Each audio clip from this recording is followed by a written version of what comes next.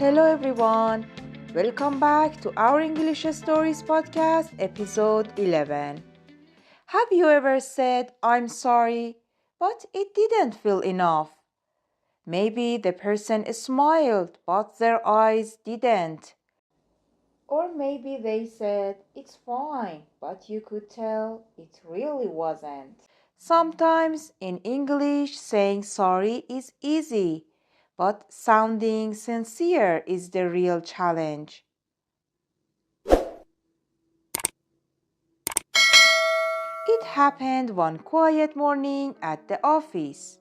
The sun was just rising through the window, and everything felt calm until crash.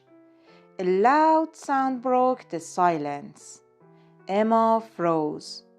On the floor lay pieces of Sarah's favorite mug, the white one with tiny blue flowers. Her heart sank.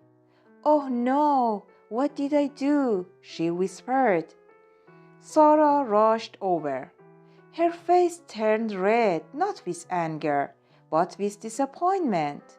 Emma quickly said, Sorry, I'm so sorry. But Sarah stayed silent. No smile, just quiet disappointment.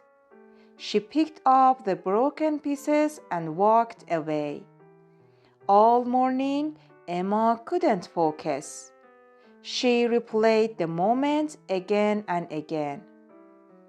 Was just saying sorry enough? She thought. At lunch, Emma remembered something her English teacher once said. A real apology has 3 parts: saying sorry, taking responsibility, and offering to make it right. She took a deep breath, walked over to Sarah's desk and said, Hey, Sarah, I owe you an apology. It was my fault. I wasn't paying attention. Please forgive me. Let me make it up to you. I'll buy you a new mug.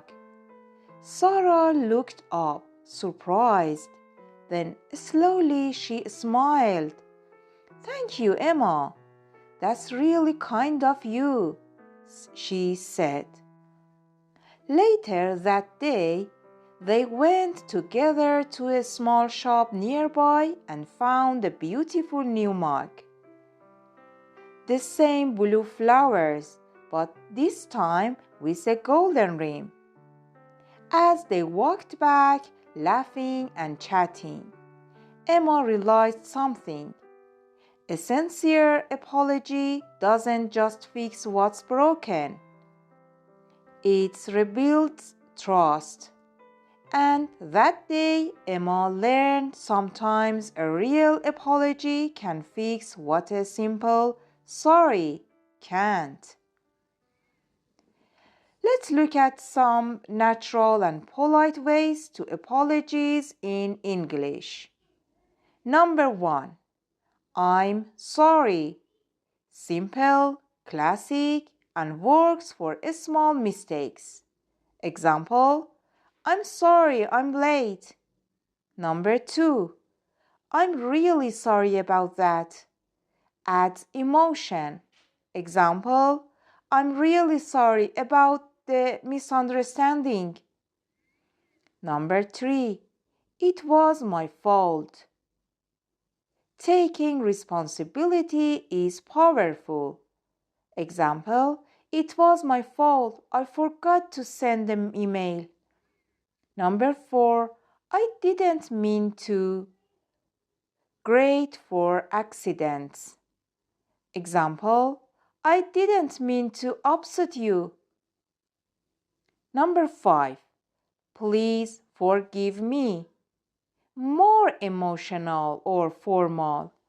Example, please forgive me for being careless. Number 6. I owe you an apology. Sounds thoughtful and mature. Example, I owe you an apology for what I said yesterday. Number 7.